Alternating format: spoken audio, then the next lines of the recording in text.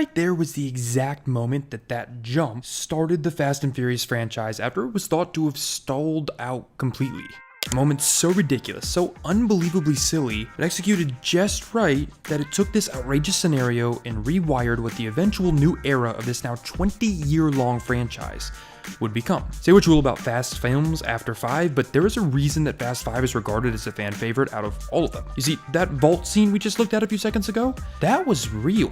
That actually happened. 2 cars dragging a 9,000-pound vault through the streets of Rio de Janeiro, smashing it through real constructed buildings, ramming it into real police cars, all initially done practically, giving audiences the perfect blend of suspending their disbelief while simultaneously providing enough visual evidence that this was happening. It raised the tensions and the stakes in that moment of the film by showing you something like this, that it's somehow possible. Ups that attachment that you, the audience, have in investing in these characters by putting them in seemingly real danger. Or, as Jack Gill, one of Fast 5's stunt coordinators, perfectly summed up, if we keep it real, it makes them feel like something that they could be involved in. And I think that's what really makes the difference with, any kind of action series, is to put the audience in the seat with you, and then they feel like they're a part of it. And that's what makes it exciting and entertaining. The film's still having a connection with reality at that perfect line. This is a jump the building moment. Yes, I meant to say building, not shark. Compare that scene in the 5th film and then this scene in the 7th film, wherein a car is jumped between 2 of the most famous towers in Abu Dhabi. A feat that inherently is impossible to do, and you get a different emotion. There was a lot of fantastic stunt work putting that scene together to make it look like it happened. The only difference is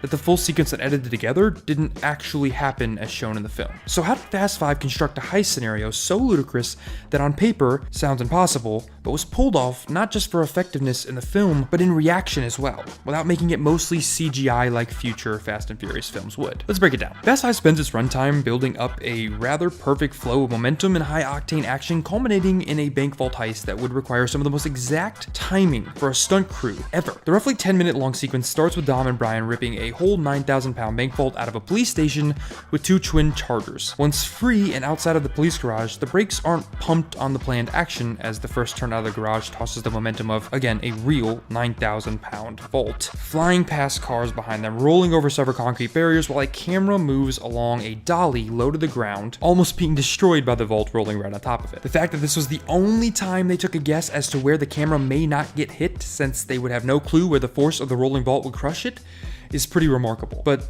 I digress. The main intermediary chunk of the sequence follows as the cars drag the vault to the streets, right through bus stops, cars, buildings, you name it, things that in real life would affect the movement of a vault or these vehicles. For each of these setups along the way, they went and built real structures with the intent of having them destroyed. That means that one little mess up could cost the production thousands, if not millions, to set it all up and rebuild it again. There was very little margin for error. Luckily, before the film even starts shooting, the stunt coordinators, like Jack Gill from earlier, began planning and practicing the exact dimensions of where everything needs to be upwards of 3 to 4 months before filming. So, when it comes time to turn on the camera and perform these stunts on the actual set, they know to an incredible degree exactly what their margin of error is. Now, unforeseen mess-ups do happen from time to time. For example, here's this motorcycle stunt where the rider had special back tires to launch off of when the car he is supposed to crash into hits him, as to make sure he doesn't land incorrectly and get entered by the crash, but he misses the timing with his footing, which resulted in them hitting their knees on the bike's handlebars, throwing them headfirst onto one car, and flipping shoulder first into the windshield of another, thus breaking the stunt actor's shoulders. He was only off from his planned jump by 1 millisecond. That's how precise and how down to the wire these stunts come in order for them to be performed properly. The car choreography alone for this Fast 5 scene was planned with maneuvers hard enough for a regular car and an experienced driver to pull off, but now, additionally, adding the 4.5-ton vault to it, well, you can see where that might create problems. Like right here with the reverse 180 move where Brian is behind the vault driving in reverse, pushing the vault after escaping the cops on one street with Dom still towing the vault in the front. After turning a quarter and keeping the line, having to now, along the side of the vault, speed past it in reverse, followed by quickly turning the steering wheel to propel the car face forward and shift back into drive and keep pace with Dom once again, isn't just dangerous, it seems and looks on the surface impossible. And that's what comes across on screen. In one earlier part of the chase, cop cars are moving in a way that appears that they're coming right at the pair, so they each pull off and drive to the side, allowing the vault's momentum to fly right past them, smashing into one of the cars like a battering ram. That previous example, that margin of error being small, this is another example of something that could have easily gone wrong if off by just the smallest of variables. But let's look more closely. To create diversions for the cops and to properly look as they were swinging the vault into a bunch of parked cars, they didn't just need an actual vault. They needed to specially design 3 in particular. Of course, we have the real one shown in almost every scene, but especially fitted semi-truck would follow Dom and Brian and careen into all the cars at the right time. Again, down to the milliseconds for maximum effect on screen, all assisted by, again, the vault. Or take the scenes where the vault is shown going past a bus full of pedestrians, which would be extremely dangerous in real life, obviously. Or another where the vault was wrapped around a cut up and modified truck. A serious control factor comes into play so that no one can actually, be crushed by this thing. There's even a moment when the vault is thrown through a building and has to tumble and crash in and out of that building. Now here, this isn't a vault being controlled by a semi-truck, like in the example before. That's done by constructing a real building with people inside and a ram that would push the vault on a track to propel it across the entire inside of the building, while the people inside know their marks so they aren't crushed to death. But again, not everything goes as planned. Another example of this are the oversights that happen all the time on set. You get there and you don't realize that you didn't think of certain things because in rehearsals or in planning, they weren't practical enough for you to notice until it was right in front of you. Like the fact that the stunt driver in that truck we keep talking about was dealing with temperatures around 190 degrees. This is causing the driver to pass out in the car as the heat was unbearable. So the first solution was to fill it with dry ice to cool off the interior, but that brought a new problem. The dry ice sucked up all the oxygen, meaning now the driver wasn't just cold, he couldn't breathe. So on top of all that, they now had to add a special tubing system, leading the fresh air outside into the vault so the driver could breathe while driving. Not the first thing that comes to mind. The big finale of the heist ends with a final face-off on the bridge, where now it's just Dom dragging the safe in an attempt to spin the car around and drive headfirst at his pursuers. This 180 move here was planned to the exact measurements with such a small window that there was literally no room for error at all, according to the stunt coordinator. Not even an inch. After that, as Dom is taking out the cop cars, one car gets completely cut in half by the tethering cable. That car had a real person in it who had to make sure they ducked at the exact right second, or else he would turn out just like the car did. And in the end, when the vault's momentum rips the Charger into the air, they use cranes to pull the car as the driver jumps out with milliseconds to spare. All of this is insane. Thoroughly planned, technical, and practical work for a scene that lasts just shy of only 10 minutes. Imagine the work that goes into the entire movie's runtime. Film stunt coordinators were told this wouldn't be possible to pull off this bank heist scene here, but they did it. This was real with real stakes. If anything went wrong, well, those stakes would come to fruition. Aside from a few injuries and some last-minute fixes to unforeseen problems, the crew of Fast 5 was able to immerse the audience by not telling you that this can be done, but by showing you it can be done before you even imagine that something like this is or is not possible. So whether you enjoy the Fast franchise or not, you have to respect the hard work that was put into creating the realness you see on screen. The authenticity, as much as you can call it that. Obviously, these are still stunts. And while these films may not always be my particular cup of tea, as someone who respects the process of truly making something so powerful that not only do you believe in the once thought unbelievable, but also enough to create true immersion, it's hard not to respect that. And it's also hard not to respect the work put into something like this to push a franchise forward in meaningful ways. This franchise that was once dying is now over $1 billion franchise, and that might be the most impressive thing of all. I guess the point here is that almost in every movie, reality is only what you make it, right? You, the viewer. If you don't accept the film or show's offer of immersion, if you don't sign that contract metaphorically, if you don't actively engage, it's easy to poke fun at something like Fast and Furious. But if you give in, if you let yourself feel this moment, and the film does its job of not giving you an opportunity to come out of it, well then it's moments like these that become the truly magical experiences that every film buff and film fan convinces you exist. No, you don't need to watch every Academy Award nominee to understand the power of film. Sometimes it isn't the writers, it's these guys, the stunt coordinators, that give you those moments that you will never forget. I live my life a quarter mile at a time. For those 10 seconds or less, I'm free. The Fast and Furious film franchise is one defined by overpowered muscle cars, high-speed chases, and perhaps, most importantly, the presence of one specific action superstar. Brian Earl Spillner. Sounds like a serial killer name. Is that what you are? No, man.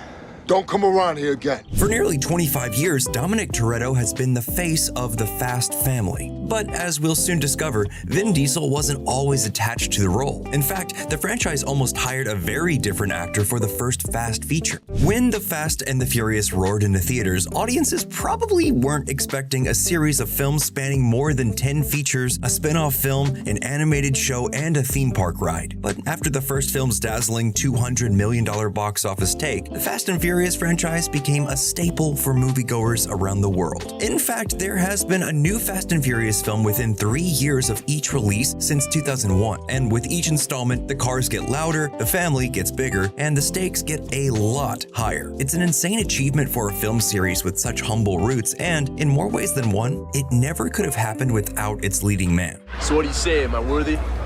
We don't know yet. But you're in. Vin Diesel's Dominic Toretto is many things. A career criminal on the run, a grieving son and fearful father, an expert street racer and cunning marksman, Thought this was gonna be a street fight? government agent, barbecue lover, but perhaps above all else, Dom is a family man. The most important thing in life will always be the people in this room. Salute me, familia. Salute.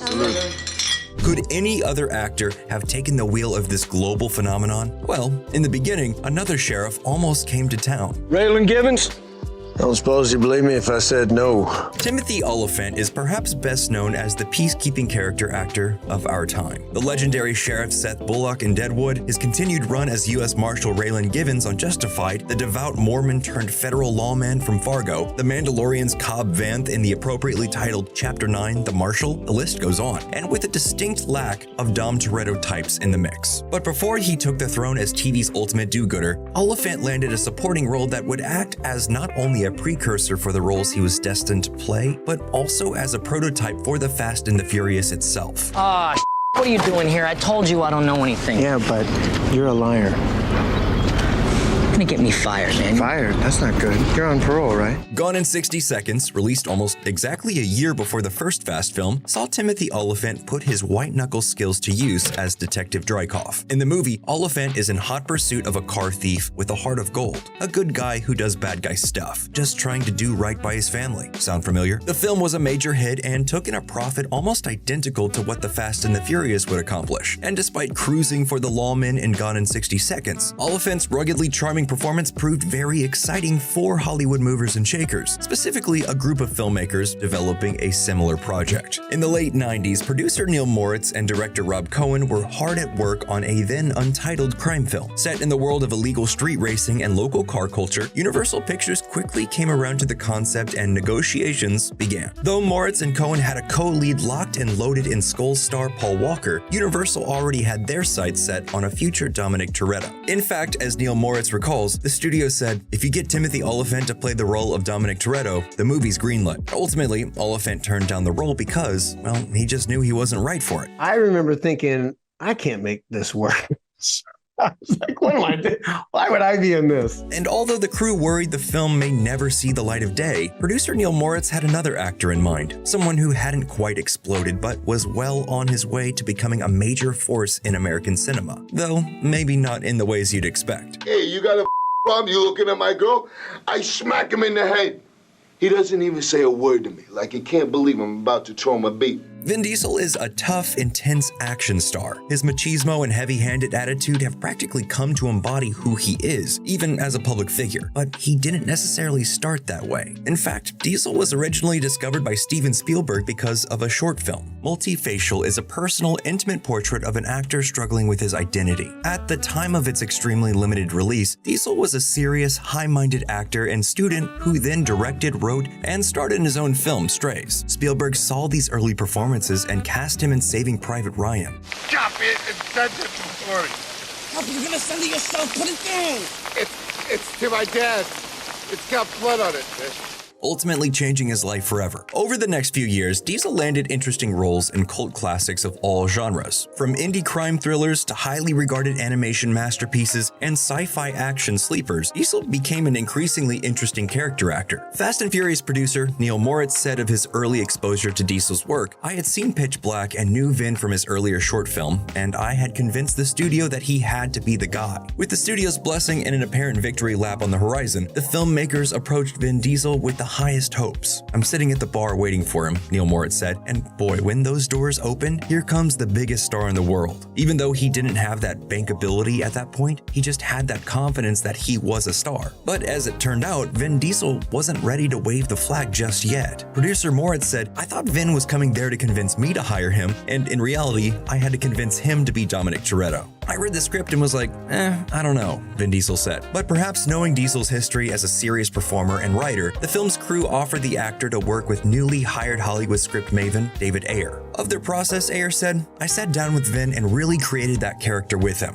Yeah, there were characters in the script, but it needed life. It needed to become real. It needed to become dimensional. He had a few really specific ideas about the character, and those little touchstones he handed me became something I could flesh out." Diesel, having been granted a voice and validation, was intrigued enough to give the untitled film a shot. With a fresh vision, the actor accepted the Dominic Toretto mantle, and the Fast family was born. Though Dominic Toretto did not appear in the sequel and had only a cameo in Tokyo Drift, Vin Diesel's return in the fourth Fast film marked a major turning point in the franchise. Put simply, the Fast and Furious movies became events after Diesel's return. Something big, overblown, and insane enough to keep people talking. Films that reach a wide audience by serving classical action heroes paired with the craziest stunts you'll see outside the latest Tom Cruise flick. Vin Diesel is as committed to franchise films as they come. Aside from Fast and Furious, his work on the XXX film series, his ongoing portrayal of Guardians of the Galaxy's Groot, and persistent revivals of the Pitch Black universe prove that the actor prefers to develop characters throughout many years. This has never been more apparent than in his reign as Dominic Toretto, and with another Fast film currently in the works, there's even more family to come. Well, I ain't hard to find, you some bitch. Looking back on the original casting choice, Timothy Olyphant does make sense in some weird way. Much like Vin Diesel's Dominic Toretto, Sheriff Bullock and Raylan Givens are violent men driven by a need to do what's right. There's an uncompromising aspect to Olyphant's performances that oddly mirror Vin Diesel's own brand of tough guy bravado. It's not much of a stretch to imagine Olyphant's charismatic valor on the other side of the law. He's the type of fella that walks under a flock of birds and is surprised when he ends up on his face. And as for his commitment to franchises, the actor has been serving Justified fans since 2006. As further proof of Olyphant's family loyalty, the actor even turned to the Deadwood franchise for an original film 13 years after the series ended. And though Star Wars roles often settled their actors with multiple appearances, it was no less endearing to see Cobb Vanth show up again in the Book of Boba Fett. But Timothy Olyphant's talents and commitment aren't the problem. When you just try to imagine anyone else trying to play Dominic Toretto, it feels wrong. And that's because Vin Diesel is everything Dominic Toretto should be. His bluster and bravado are the real reason so many show up to see another freeway chase. And this muddy definition between character and actor make Diesel's Toretto downright irreplaceable, and there's just no way to swerve it.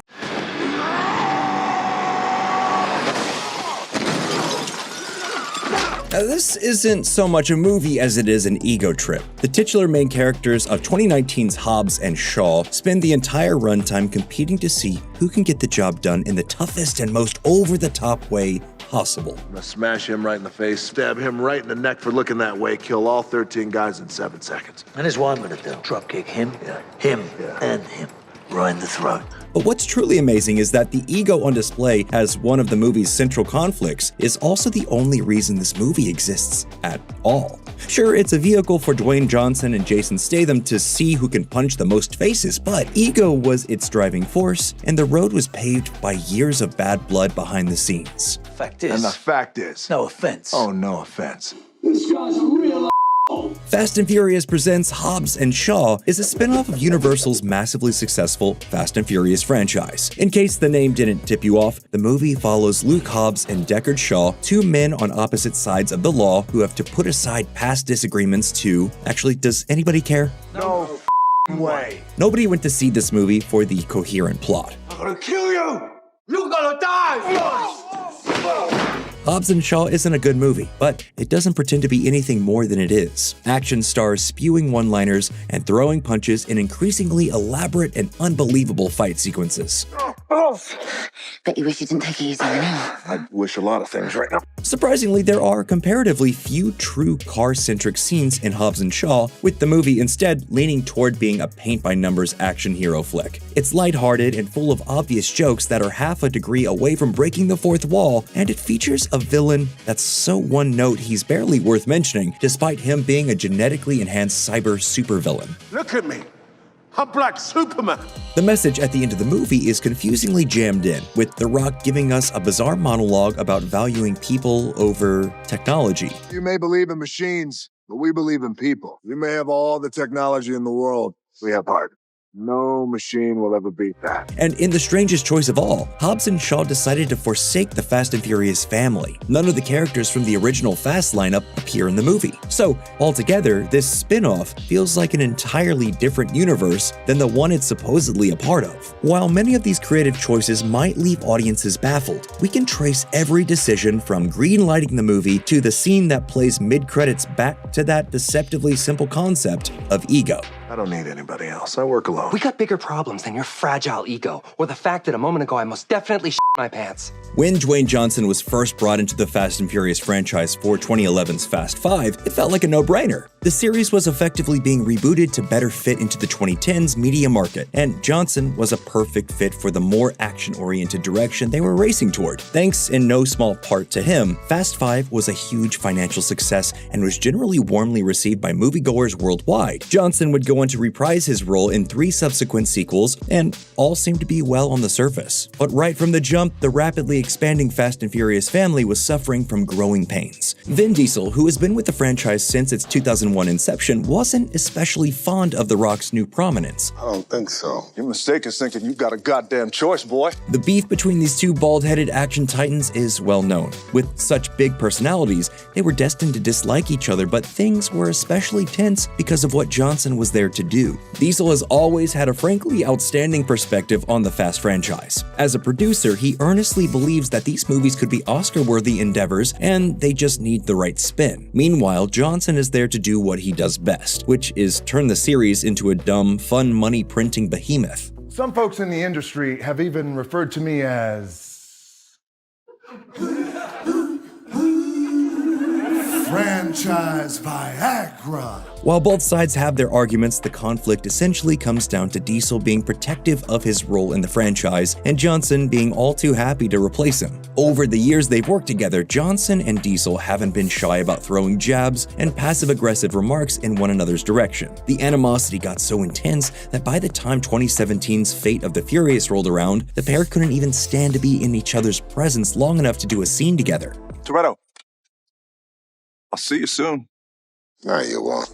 If Universal wanted to keep both of these overinflated egos happy and keep making truckloads of money, they had to come up with a solution. And Hobbs & Shaw was that solution. Rather than forcing Johnson and Diesel to fight for the public's attention in the main franchise, Universal decided to give Johnson top billing in his very own branch of the Fast and Furious universe. Now that we got rid of that fun sponge, we can get to work. So Johnson gets a starring role, Diesel doesn't have to fight with him over the goals of the main franchise, and Universal rakes in the cash. Everyone's happy, right? Well, Tyrese Gibson couldn't help but get his feelings involved. As early as 2017, Gibson was calling out Johnson for abandoning the Fast family for his own self-interest and delaying the production of Fast 9, which Johnson ended up bowing out of completely thanks to all these petty feuds. Instead, Johnson focused on Hobbs & Shaw, and though we can't know to what extent he swayed production, it's obvious that the entire movie caters to his flattering self-image, as well as Jason Statham's to a lesser extent. Everyone falls over themselves to talk about how cool and badass Hobbs & Shaw are. Those guys over there can barely lift a pencil. That's what intelligence agents look like. And you look like you could pick up a building. Every new action set piece is just another excuse to show off how strong and capable Hobbs is as a character. He even gets his Captain America moment near the end of the film. A significant chunk of the story pays homage to Johnson's real-life Samoan heritage and Hobbs leading a shirtless attack against our villains on his home island. And he's rewarded for his exemplary skills by getting the girl before the credits roll. And if that wasn't enough to convince you that this whole movie centers around Johnson and his ego, we We also get multiple gratuitous celebrity cameos from his inner circle. Ryan Reynolds' Victor Locke is explicitly written to be Hobbs' biggest fan, even showing up mid-credits to once again weasel his way into Hobbs' heart. Because I care about people, I care about our family. We're not family. I know, what we have is so much deeper. Listen, hey, real talk? Can you believe that Game of Thrones ending? Kevin Hart's Air Marshal Dinkley is included for the exact same purpose, fawning over Hobbs and Shaw and yearning to be part of their team. You wanna know what I do? I sit in a can of farts all day long. That's what I'm dealing with. And let's remember that both Hobbs and Shaw as characters came into the franchise as antagonists and are now being reimagined as anti-heroes with borderline superhuman abilities. There's even a sequel tease that sets up the most baffling, shallow villain possible because everyone involved with this production was overconfident in their ability to create something that warrants a follow-up. And you know what? That confidence isn't actually unfounded. As terrible as this movie is from just about every angle, it's also incredibly entertaining for fans of over-the-top action. I mean, really, how can this not put a smile on your face? Enter corresponding match. Access denied. Access denied. Sure, you have the by now well-worn caravans of cars careening down an impossibly long road, but you also have some genuinely enjoyable sequences that feel unique, if not completely absurd. And while the moments are few and far between, Johnson and Statham's dueling personalities can be briefly charming. That's my guy. You gotta pick another guy. What do you mean that's your guy? That's my guy. No. That's face smash guy. You gotta find another dropkick guy. You want a face smash guy? I'm gonna find you one. Hobbs and Shaw also made an astounding $760 million at the box office off of a $200 million budget. And because healthy margins are the only requirement for a sequel, another one of these films has already been confirmed, fully cementing him as a juggernaut for the franchise. While Johnson refused to appear in the last two Fast and Furious films thanks to his tempestuous relationships with Diesel and Gibson, he did make a post-credits cameo at the end of 2023's Fast 10, confirming that Hobbs would be back for Fast 10 Part 2, which is slated to come out in 2025. Clearly, his spin-off movies are enough to keep him interested in the franchise long-term. Despite Hobbs and Shaw being born out of the shallow depths of petty disagreements and made not so subtly to flatter its stars, it's still a fun watch, and it's taken the Fast franchise to new heights of science fiction-inspired insanity. But the further the movies stray from their roots, the less serious they're taken, and the more they become just another generic project for The Rock to arch his eyebrow in. Because I'm flexing this. And all of that.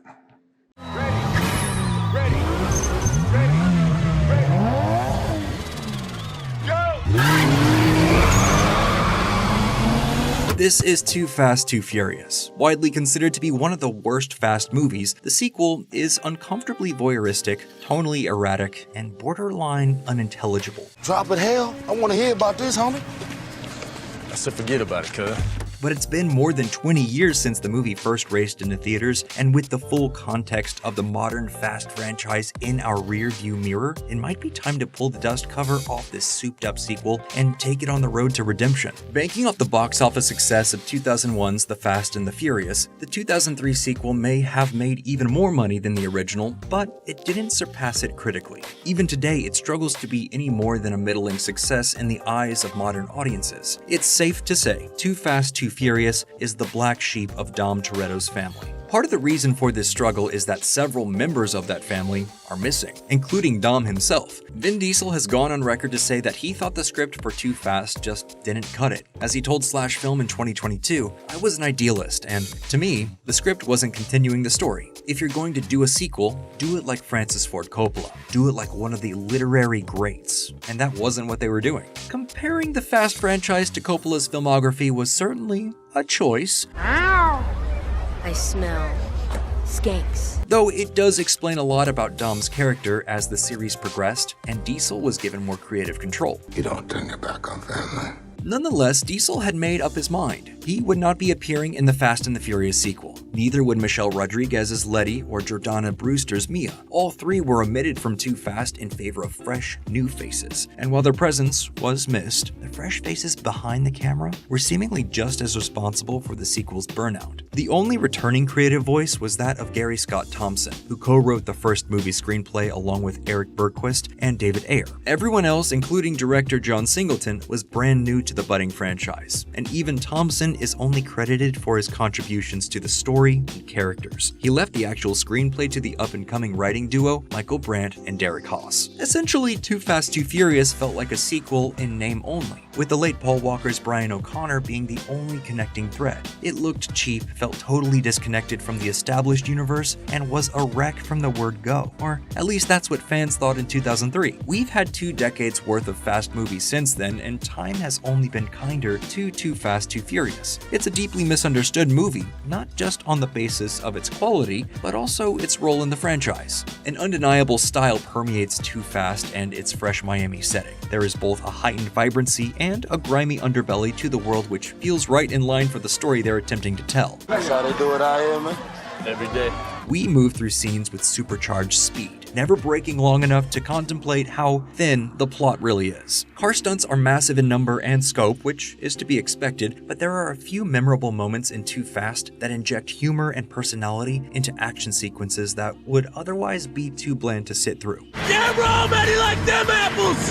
Show off. Though the CGI during racing scenes is reminiscent of a Need for Speed game, there are plenty of practical effects to tangibly sink our teeth into. It's a fun ride that justifies its runtime. Of course, the characters also help a lot with the overall enjoyment of the movie. Even though audiences were outraged at the loss of Dom, Letty, and Mia, most of the new additions to the crew in Too Fast ended up being fan favorites, with 1 or 2 notable exceptions. When introducing so many new characters in a sequel, it would be easy for them to all feel like hollow replacements for those who came before. But as we've established, if there's one thing Too Fast, Too Furious had in abundance, it's personality. Ejectocito, cuz! Devon Aoki Suki only appears in a few scenes, but she made a deep impact on the fan base. Her all-girl crew, cutesy animated graphics on her dash, and determined attitude set her apart from the crowd from the very beginning of the movie. Ludacris's Tej felt like stunt casting at the time. Damn, Suki, when you gonna pop my clutch, huh? As soon as you get the right set of tools.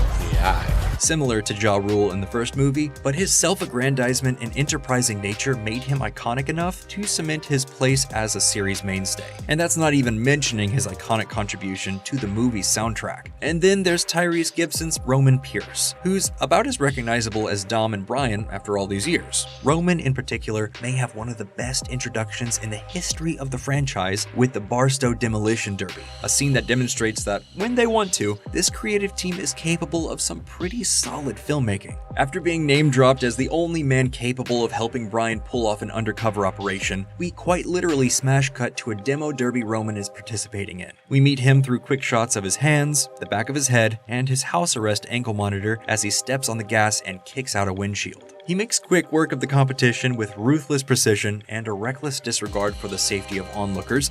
We get a full understanding of who this character is and what he's capable of before we ever see his face. The writing of Roman's character is especially impressive when you consider he was shoehorned in after Vin Diesel refused to do the movie. He and Brian felt more like brothers in Too Fast than Brian and Dom ever did throughout the entirety of the Fast franchise. Their dynamic was believable and hilarious, particularly thanks to Gibson's natural on-screen charisma.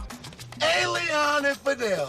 ¿Qué pasa, Jota? It's true that Too Fast could never quite decide whether it wanted to be a buddy cop romp, a heist movie, a crime thriller, a straight-up action flick, or a lighthearted comedy. Don't drop the soap, big homie. It committed to one or the other depending on the scene, leading to some serious whiplash when we jump from an unserious street race and a cheaply staged club scene to rat bucket torture. Audiences in 2003 were confused by these bizarre tonal swings. They made the story feel bloated and uneven when compared to Too Fast's straightforward predecessor. Today, we can see that this inconsistency actually worked in the Fast franchise's favor. Though the first Fast movie may have put on airs of gritty realism with a plot copy and pasted directly from Point Break, it was just as unbelievable as its sequel. Too Fast leans harder into the outlandishness and drifts seamlessly into full-on camp, elevating the movie to something more than a down-to-earth street racing story. This tonal shift would follow the franchise for the rest of its days, so audiences have Too Fast, Too Furious to thank or blame for the bank vaulting, airplane chasing, car skydiving, and dam driving turn these movies took. The current Fast franchise is a different beast than the one we had come to know in the early 2000s. The modern movies are glossy and overproduced. They're part of a soap opera-style universe of amnesiac episodes, long-lost relatives, and miraculous resurrections. The characters have been distilled down to smart talking being reflections of their former selves. We've taken out cars, trains, tanks. I'm not going to even mention the submarine.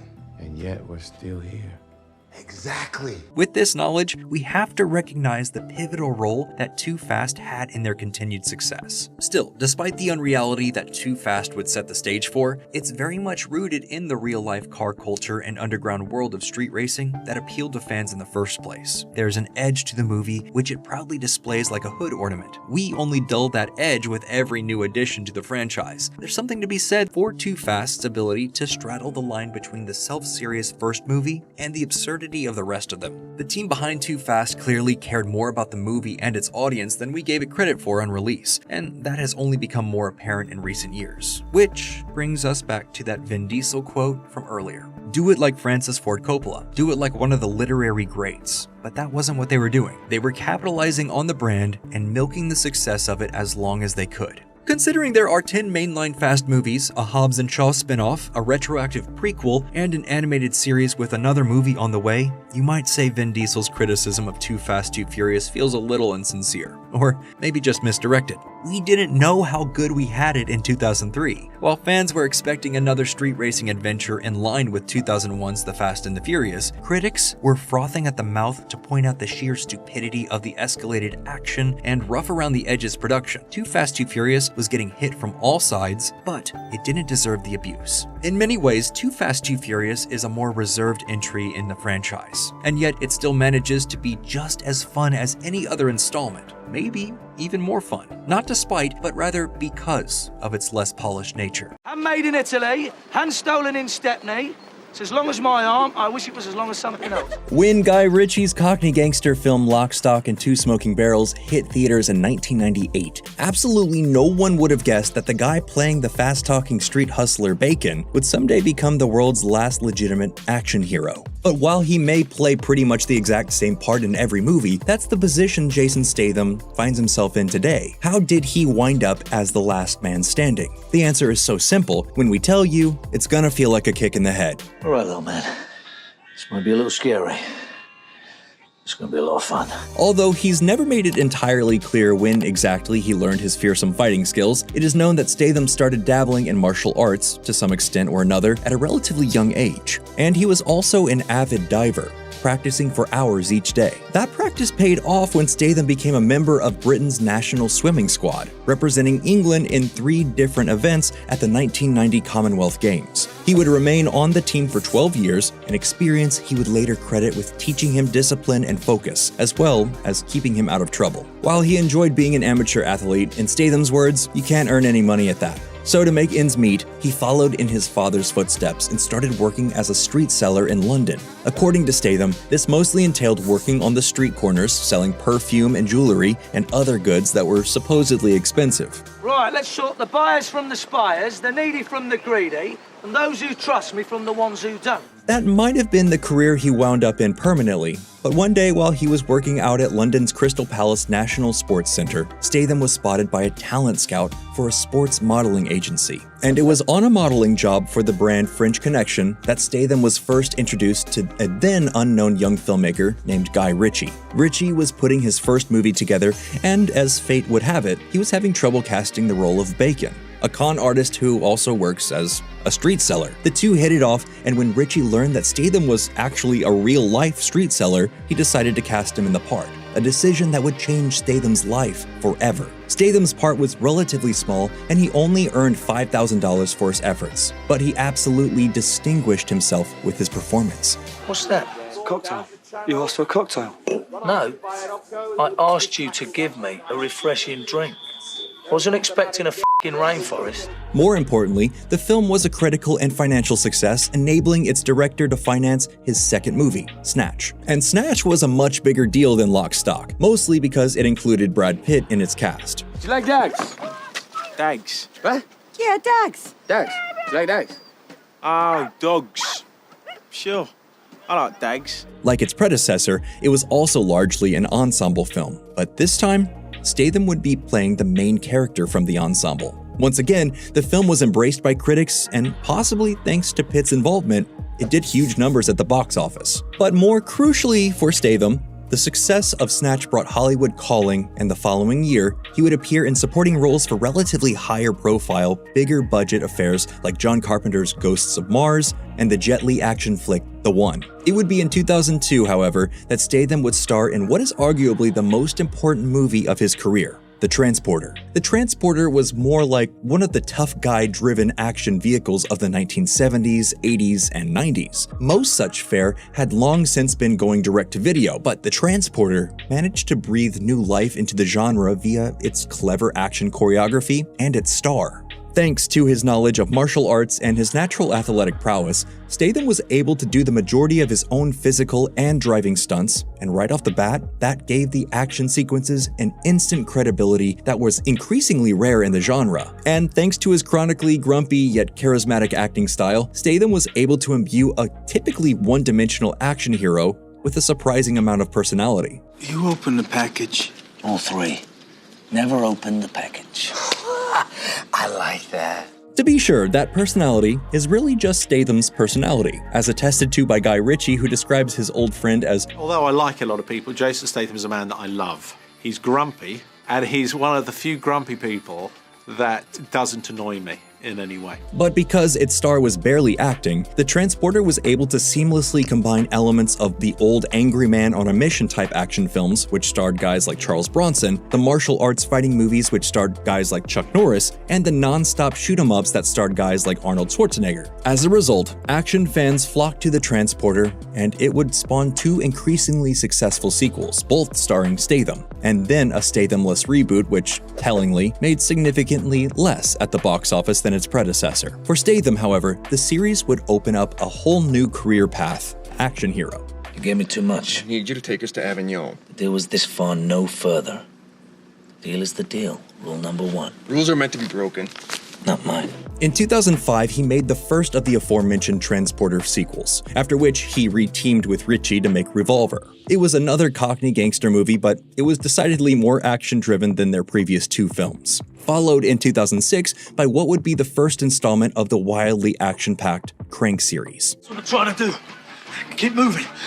Keep the blood pumping. Crank became a hit and a cult classic, and after that, Statham was off to the races as an action star. Over the next decade, he would star in a tidal wave of action films, including War, In the Name of the King, Death Race, and the third Transporter, the second Crank, The Expendables, and several sequels to it. Not to mention Blitz, Killer Elite, Safe, Parker, Hummingbird, Homefront, Wild Card, and of course, a handful of entries in the Fast and Furious franchise. And while some of these are more grounded and some are more over the top, pretty much all of these movies had Statham playing a variation of the same physically brooding pseudo-superhero martial arts master that he always plays. Fact is. And the fact is. No offense. Oh, no offense.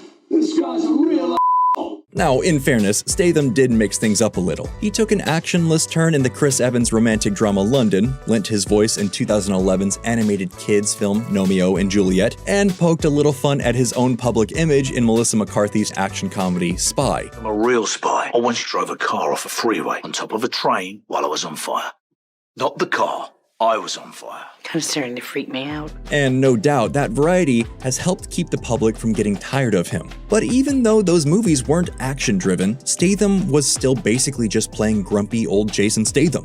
And therein lies the secret of his success. Statham has made a career out of essentially just playing himself. And that has lent all of his performances a level of authenticity and relatability that generally isn't found in the work of image-obsessed megastars. Statham knows what his assets as an actor are, and he knows how to stay in his lane, stylistically speaking. That's why he remains a bankable star whether you put him in a big-budget studio extravaganza like The Meg, or you just give him a job title like The Beekeeper and unleash him as a beekeeper bent on revenge. And yes, that actually happened.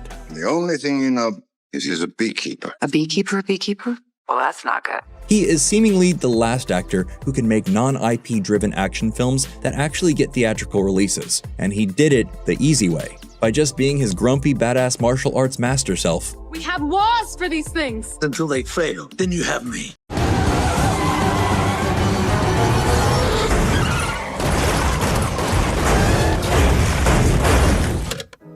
This was insane. But what if there was a way to go a little bit deeper on something like this?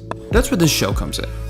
The Rank Down is a show where professionals in film and TV rank and break down some of their favorite scenes from their career. And today, well, this is Jack Gill. Hey, I'm Jack Gill. I'm an action designer and stunt coordinator. Some of the most popular scenes I've done are in Fast 8, Venom, Date Night. Today I'm going to break down some of the most favorite stunts I've done in my career. Look out! This was the opening of the show, and we had 10 days to shoot this entire sequence. Originally, this was just a quarter-mile straight line drag race, and once we all kind of got the script, we wanted to have a Fast and Furious chase that beats all the other chases. Can't do just another drag race. We've seen too many of those. Let's make it big, long, lots of corners, lots of speed, lots of things they crash into, and they latched onto it, and then we started designing what you see on screen now. We wanted to give Havana a great wide scope look of what the city really looks like from the air and from the ground. It's very difficult to shoot 80 to 100 mile an hour speed chases in such a tightly compacted city. It was probably 10 square blocks that we had, and we would take over 4 at a time and then another 6 at a time. Everything we do is storyboarded, and I storyboarded the whole sequence, and I also directed this entire sequence. It's pretty much us just shooting everything, and then the first unit director and the studio interject all the actors' footage. And so it's a combination of all of us getting together to try and figure out what we want. I have a video editor that's editing every little piece of it as we shoot. So I can literally go back 5 minutes later, and he's got a rough cut of it, and I can see what I'm missing and what I'm not. It tells you what you need to make it a little more energetic and to pump a little more excitement into the sequence. We wanted Vin to be dealing with problems the entire time because he's got a car that is not as fast as the other car. He's got to be a better driver. So we interjected the fire routine to give us a little more problems within the chase. We knew we were going to have fire in the vehicle, but we knew we couldn't have so much fire that we don't have visibility for the driver, and we have lots of other problems with things that are burning on the car. So we put propane pipes that would give us fire that comes up and over the top of the windshield. Since there are already doors on this vehicle, it tends to wrap around and get inside. The driver was protected with a thing we call fire gel, but if you have long sequences, the fire gel then evaporates and then you can get burned. In one of the sequences, the fire really cracked the windshield, and we liked that, so we kept that in and kept replacing the windshield when we had to. The spin around 180 was because it got so hot on the stunt driver that he said, I don't know how much longer I can take this. We said, why don't you drive in reverse? Because the transmission that Vin's character puts in the car is a tractor transmission, and it really goes just as fast in reverse as it does forward. So the actual driver is on a pod on top of the car, and the steering mechanism is on the back wheels, and it looks like it's driving backwards. No, you are out of your mind! When we got into San Francisco, we really wanted to get the hills. We wanted to get some big jumps. This was a huge place that we found in San Francisco, and originally this was just going to be a long jump of him going in the air and landing on the other side. But Robbie Madison, he's a really famous motorcycle jumper. When Robbie got there, Robbie said, hey, I can jump this entire thing and land on the downhill. What are you talking about? I said, it's like 150 feet. He goes, no, I've just got to put the forks of my motorcycle on this motorcycle and we'll jump it. When he launched this thing in the air, everybody had their iPhones out and was just in awe of him making this long jump like this. It's all real. Once he's in the air, he can't alter his landing spot. He can alter where the nose is and where the tail is, but right to left, he has to be dead on line to land. If he had landed left of that, he'd have been right on top of those cars, and he can't change it. That would be catastrophic. He acted like it was nothing. He actually got such a long jump. Producers and the director said, we're going to have the character lose the motorcycle and then have Venom reattach him to the motorcycle, which is a really added piece that kind of happened just because Robbie was doing such a big and long jump here. When you're dealing with a motorcycle rider that's not protected in a chasing like this, when we get into the really radical stuff, we do put helmets on them and pads. And realistically, we said, you might as well wear a helmet because we're going to replace your head with the actors anyway. So let's go ahead and protect you as much as we can just in case this thing does go over. It's not cheap, but it's still there. Let's pause it right here. My daughter is in the foreground right there on the right, and that's me grabbing her and pulling her out of the way as we cannon these cars over. Usually in the stunt industry, it stays within families quite a lot because they're trained from the times that they're, 8 or 9 years old, all the way to the time when they get into the business at 18. You want to have people around you trust your life with. Here is a great sequence. They wanted the motorcycle to make it through 2 cars that he actually couldn't really make it through. And special effects is gonna pull the cars only 6 inches apart. There's no engine there. These cars are lightened up. And also they're sitting on big, huge, flat pieces of steel that we put grease on the top of, so that when we hit them, I can push through them a lot easier than we could in normal life. Since we had 2 cars hitting on either side of the motorcycle, we came up with the idea called a double sidewinder crash, which is hitting stationary cars on the side of the road and crashing and going side over side over side. And we've never really done that before in anything that we've ever done, and we couldn't find it on the internet. But our 2 stunt drivers are protected in cages, and I'm driving the 3rd car with a camera mounted to see the wreck. And I said, well, there's no cage in my car. He said, just get as close as you can get. The airbags are disconnected in my car completely. I'm in a full 5-point race harness, and I'm not wearing a helmet. You just have to kind of grit your teeth and bear it because you know it's going to be a hard hit, but it's not anything like it would be in real life. After the sidewinders happened, the whole crew was high-fiving everybody, and all the stunt guys were fine, and nobody had even a scratch on them, which it's tough to do with something as big as this.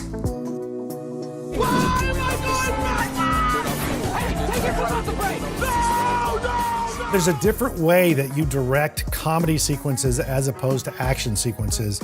In comedies, we're staying on the actors a little longer to get a little more comedy relief to it. And it's more about camera movement, the scenes breathe a little more, whereas in action sequences, you're coming on and off the actor fairly quickly.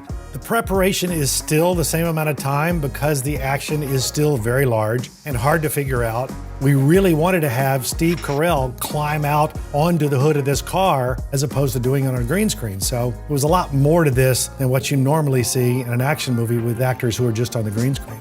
This was 2 weeks of shooting because it was nights. Back then, it was not digital, it was film, and you have a lot of lighting to do. We were gonna shoot this entire sequence in New York, and then we find out the constrictions that they were gonna put onto us were gonna be so severe that we could only shoot about half a night to let all of the New York traffic back out on the streets. So the studio made a call and said, I want you to shoot everything New York-ish that you can get for the next 2 or 3 days, and then we're gonna move everything to LA because we just can't afford to shoot half nights here. When you have a time frame and a budget that you're kind of dealing with, you have to give them the most that you can for the time frame and the money that they want to spend. So there are always compromises you make, and you have to be smart with the way you shoot these sequences. There's a lot of different things that you do talk about way prior to when you shoot this stuff. You kind of break each sequence down as to what you need for safety aspects of it, because obviously we have 10 to 15 cameras for some of these crashes, and you have to protect the camera crews. So I, as the action designer, have to bring in things like concrete barriers and you put in front of camera, and sometimes we put parked cars in front of cameras, and sometimes we have to put remote cameras that aren't operated, and we do have disposable cameras that we know if they get hit, it's not that expensive. And so we put those in what we call crash boxes. We put them in harm's way. We can't put a $200,000 camera in harm's way because if it gets hit, that's a big hit for any studio, no matter what your budget is. Usually the cars that we know we're gonna hit, they're flood damaged cars that they really can't sell anymore, that don't run. If cars go spinning out of control, we've got crash cars around camera or around a building or in front of a store that these will hit first before they can get into something that would not be great for any of us. When Steve Carell takes off in this Audi, he goes flying in and slams into another car. We thought one car was just gonna pull the other car backwards, attached with a chain. But what really happens is when you drive backwards, the other car starts doing S-turns behind you and going right and left, and you really get no speed and you have no control. So we said, let's try and build 2 frames that we stick together and we can disconnect them when we want to disconnect them. And the actual steering mechanism is gonna be on the rear end of the taxi cab. But it's a long train now and very difficult to steer in and out of other cars. So we put steerable wheels on the back of the Audi as well. And it's something that took a long time to try and figure out. Dom, cars don't fly! So this is when we're stealing a $3 million car and trying to jump it from high-rise to high-rise. That really is a $3 million car, and there's only one of them that they gave us. It had diamond-encrusted headlights. It had everything you can think of. They said you can't scratch it, you can't touch it. If anybody gets in it, everything metal has to come off. So we had to make other versions of this car to do what we needed to do with it. We bought Porsche Boxsters, which are essentially the same frame, and we handmade a body that fit over the top to then do all of the action that you see in this sequence. With the hero cars, I like to have at least 6 of each and every car so that we can do 2 and 3 takes to get exactly what we want. What you see here is the $3 million car. He gets in it and he starts to drive out of frame, and that's it. The rest of it is not the $3 million car. Most of this is all the stunt guys, but we brought the actors in for pieces of this. Jason Statham was going to do the part where he leaps over the car, tucks and rolls and lands and comes up shooting. And I said, look, the car's going to come in pretty fast. Once we did it with the stunt double, Jason did exactly the same thing and was just as agile. And there's a lot of people who are very unathletic that want to do their own stunts, and you have to go back and say, we're not going to advise it, it's not a good idea. There's other people who are super athletic, and you still want to say, you're going to go overboard here, and if you get hurt, we're all in trouble. You see him jump out of the window. Originally, they said, we're never going to do real jumps. It's all going to be CGI. Take them through glass windows. That's it. And then Spiro Rosatos, the team leader of our whole Fast franchise, he came up with the idea of let's build a 3-story set where we can actually jump cars out and get real glass going through the air and a real car flying through the air. We'll just jump on the boxes and just make the buildings look different every time. So the car flying through the air is real, it's just nobody's in it. A lot of this stuff, it worked great, but like one of these times we launched the cars out, it landed short of the boxes and destroyed the car. A lot of things don't go absolutely perfect, and it's great to have backup cars, but the thing that really makes these stunt pieces work so well is the fact that they give us the time to rehearse it, to get all the kinks and all the problems worked out in rehearsal, so when you go to shooting, you know exactly what's going to happen. And it makes it much more safe for all of the people that were in that art gallery. They knew exactly what the car was going to do, so you can put the stunt people really close to a real spinning car with really a lot of stuff flying in the air. And that kind of stuff I think we all live for, because it makes the audience viewer that's sitting in the seat feel like they're part of the sequence, not that they're just watching a bunch of CGI and they get lost in it. I think the fact that it's real gives the audience viewing member something where they think they were part of the sequence. Luckily, we're all starting to work hand in hand with CGI, and they're saying, let's do as much as we can in reality, and then we'll try and make it as real as we can in CGI as well, because the stunt industry is such a small and controlled industry that you know everybody that's in the business. And when something is big, it just excites me, because I know how much trouble they went through to get it done. And what really irks the entire industry is the fact that we don't have an Oscar for our abilities as action arrangers. What I'm trying to do now is to get the studios, publicity firms to get involved, because Marvel and Universal and Disney all are putting out a lot of action movies. And I think if we could get them involved in saying, help us get a category, maybe it'll happen. So hey, remember, it's Jack Gill, and thanks for having me here. We had a great time talking. I hope you enjoyed some of this stuff, and if you can, try and push the Academy to get an Oscar category for stunt people. You're not about that life, champ. Oh, I am about that life. No, like I will get crazy up in here. You like movies? We'll make a movie. Wrestlers making the jump to film and TV shows is nothing new. Many big personalities have escaped the cage and entered a new ring of the entertainment industry, but very few have been able to become anything other than a generic action star. While one or two names may come to mind as top contenders for breaking the mold, there's only one man who truly deserves the championship belt. And his name is John Cena! WrestleMania 28 was the peak of John Cena's career, or so many fans thought at the time. With hindsight, we can look back and see Cena's persona for the camp that it is, but during his height in the WWE, he was deadly serious. After 2 decades of dominating the ring in jean shorts and knee pads, Cena is thriving as an actor in high-profile movies and television shows, and he's doing it in a way that none of his contemporaries have been able to achieve. How could we cry on cue? Poke yourself directly in the eyes. It actually makes for a good emotional cry. It's an undeniable fact that most wrestlers turned actors suffer from typecasting. A wrestler's physique, stunt prowess, and ability to deliver cheesy one-liners lend themselves to action movies, or action-oriented roles at the very least. This means most wrestlers end up just playing themselves under a thinly stylized veneer, or there's no veneer at all, and they quite literally play themselves. It's wrestling legend Hulk Hogan? I will continue to dominate wrestling. Directors don't tend to ask anything else of these performers, which has resulted in some very poor choices. The Rock and his many copy and pasted action hero roles are the best example of this phenomenon, while some wrestlers have found ways to lean into their inherent strengths that feel natural on screen.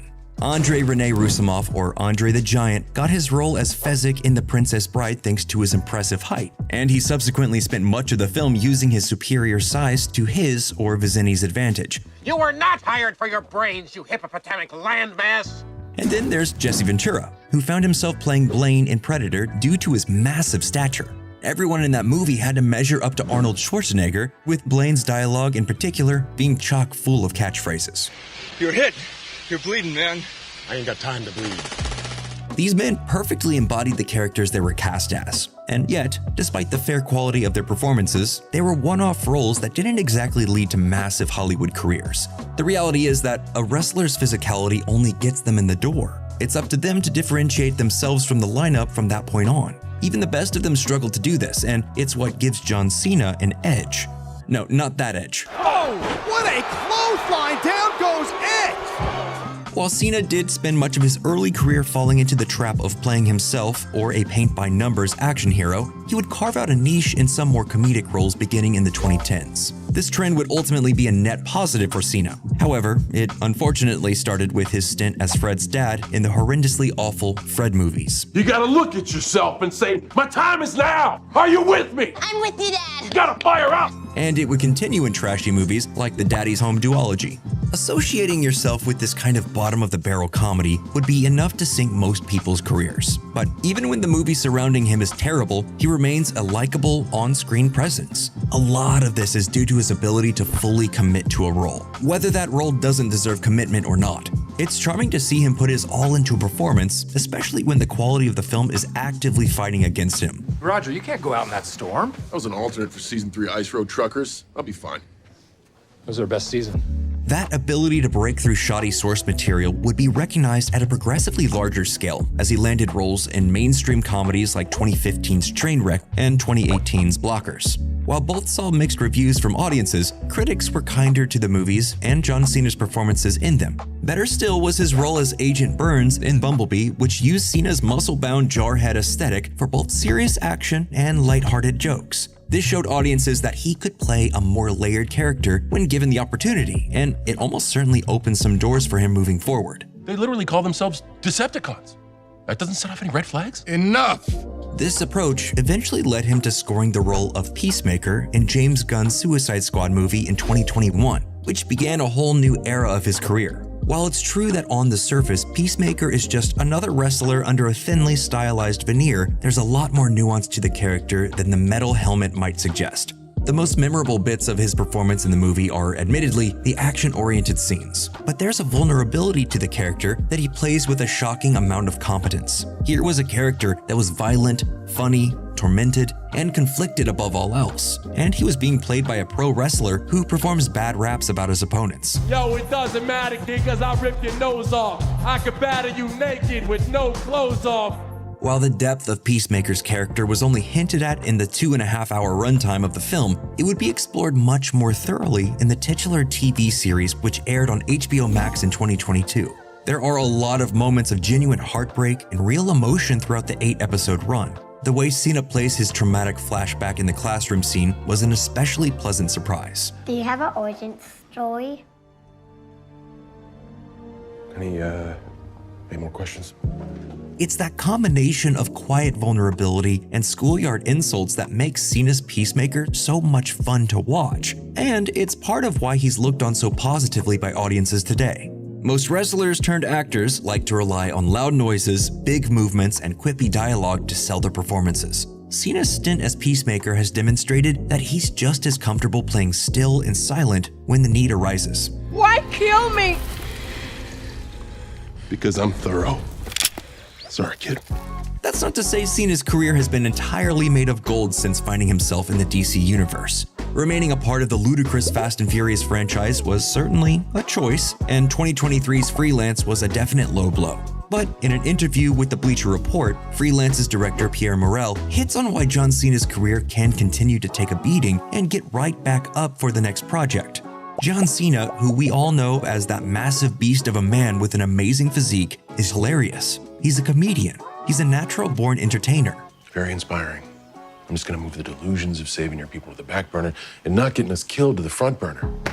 Cena's strength is in his comedy and likability, not his physique. With a little humility and some comedic chops, Cena managed to turn himself into one of the very few successful wrestlers turned actors. He might even be the most successful. While other wrestlers play the same role over and over, Cena has never been afraid to try something new. People who don't follow his wrestling career at all can now call themselves fans of John Cena. thanks to his more recent work. Will he be remembered as one of the most brilliant actors of our generation? No, but he's living proof that wrestlers don't need to trap themselves in the action hero pigeonhole if they want to find a place in the entertainment industry. The same can't be said for the likes of Dwayne "The Rock" Johnson or most other actors in his position. For now, John Cena reigns supreme as the heavyweight champion of Hollywood. There's your advice. Straight out of the jabroni beating, pie eating, trailblazing, eyebrow raising, entertaining the globe, never hotter, talking to two rejects from Harry Potter. The world of professional wrestling is considered a niche form of entertainment, a haven for hardcore fans. But even if you've never sat down for Monday Night Raw, there's one wrestler everyone knows: The Rock. Better known these days as Dwayne Johnson, might be one of the most famous humans on the planet. But with a vine of bad reviews going back to the early aughts, you might wonder how the world's biggest star got stuck in a loop of lowbrow flicks and franchise flops. If you smell what The Rock is cooking. Like many pro wrestlers, Dwayne Johnson was born to hit the ropes. His father, Rocky Johnson, was a prolific A-teamer who burst through barriers in the sport to become the first black champion of the WWE. Hundreds of pro wrestlers have followed in their parents' footsteps, and as grandson of legendary wrestler Peter Maivia, Dwayne Johnson eventually joined those ranks as the first third-generation wrestler. But prior to his true calling, Johnson began playing football. And despite being signed by the Canadian Football League straight out of school, he was cut from the team before the season kicked off. Returning home without real direction, Johnson turned to the sport of his family. Although he eventually succeeded in earning his father's support, Rocky Johnson had a few choice words for his son. Hey, look around. Like I was one of the successful ones in wrestling, but I got a little fucking apartment that I can't even afford to pay $500 a month. I don't want this for you. Seeing raw talent in the legacy wrestler, WWF maestro Vince McMahon thrust Johnson into the ring at just 24 years old. During his first year, Johnson performed under the name Rocky Maivia, a combination of his father and grandfather's names. Perhaps due to oversaturation, audiences tired of the new good guy. And before long, Rocky was openly booed by fans. And that is when everything changed for Dwayne Johnson. Returning in his second year, Johnson began a new phase in his career. Known to fans as a heel turn, the wrestler shed his babyface persona and adopted a new name. As The Rock, Johnson found major success within a very short amount of time. For many wrestlers, it takes half a lifetime to go over with fans, but under his cocky, fan-bashing alter ego, Johnson achieved what only the best heels can ever hope to accomplish. The Rock won over the crowd. Even though this crazy wrestling world is a fictionalized world, the fans know 1,000% if you're not being real. With his punchy catchphrases, high-impact moves, and character-driven performances, The Rock entered culture at large. And because his heel turn earned him so many fans, Johnson again became one of the good guys. Although other wrestlers before him had also made the leap to public consciousness, Johnson's ascent had a trajectory unlike any other. As his ringside popularity gained traction, new ventures began to open up for the wrestler. Just 4 years into his professional career, Johnson appeared in music videos, sitcoms, and even Star Trek. Resistance is futile. So is all your talk.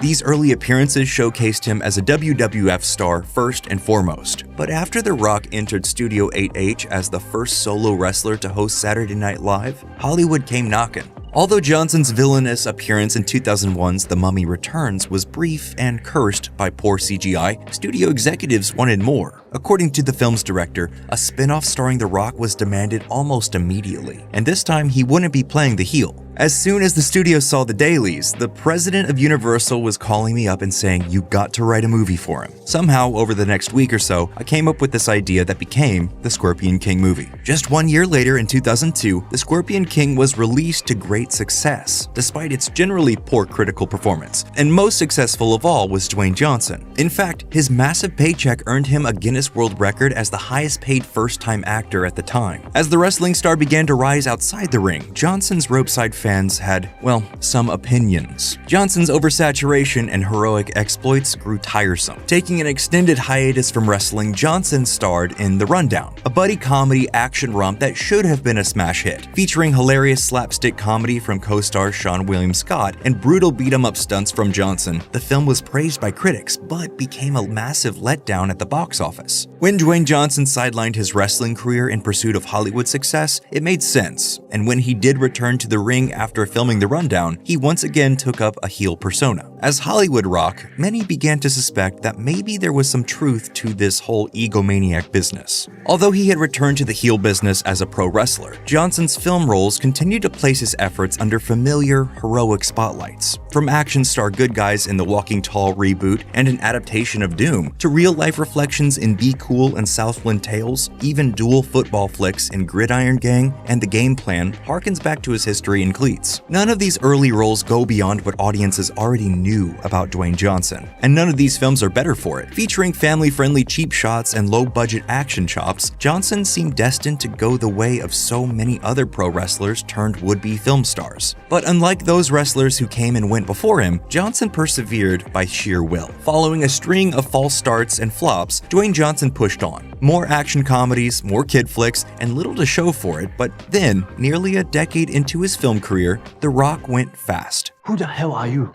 I'm what you call an ice-cold can of whoop-ass. The Fast franchise was already known for big action, larger-than-life characters, and massive box office numbers. But 2011's Fast 5 exploded into theaters with a worldwide take that doubled the staggering success of its predecessor. And as Agent Luke Hobbs, Dwayne Johnson had truly entered the building. It's one thing to use your talents as a lovable badass to dominate the box office as Johnson did in the 5th Fast entry. It's another thing entirely to star in 4 more films that feature those exact same attributes over the following years. While nearly all of Johnson's performances were profitable during this time, it did nothing to support the claim that he was capable of anything more. When your most interesting role is a strange and highly controversial comedy by Michael Bay, well, it's not exactly a great look. But hey, when the 6th Fast and Furious film banks an even higher check than the one before, who can complain, right? Well, certainly not Dwayne Johnson. As the years turned on, so too did the poorly received action roles, the kind with nothing to prove or say, and the money kept flowing. Boosted by a string of hit shows like HBO's Ballers and the autobiographical sitcom Young Rock, Johnson's success crossed many platforms. Speaking of cash flow, Johnson crossed the $1 billion mark with his appearance in 2015's Furious 7, placing him in the highest-grossing film of any pro wrestler. But not for long. Although Moana and Jumanji gave us something interesting and hilarious shades of Johnson, they still felt directly tied to The Rock. Damn, that is a man right there.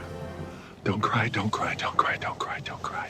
Whether he's the hero of a bloated disaster epic or courting King Kong wannabes, none of these films give us anything more than what we expect. And while that worked to his benefit for a while, the times are a-changin'. Because as Johnson continued to mine the same territory, wrestlers turned actors like John Cena and Dave Bautista began exploring their careers in interesting ways. And unlike Johnson, these dives into raunchy comedy or sci-fi dramas yielded rave reviews. We've already established that you destroying the ship that I'm on is not saving me. When did we establish? Like 3 seconds ago! I wasn't listening. I was thinking of something else.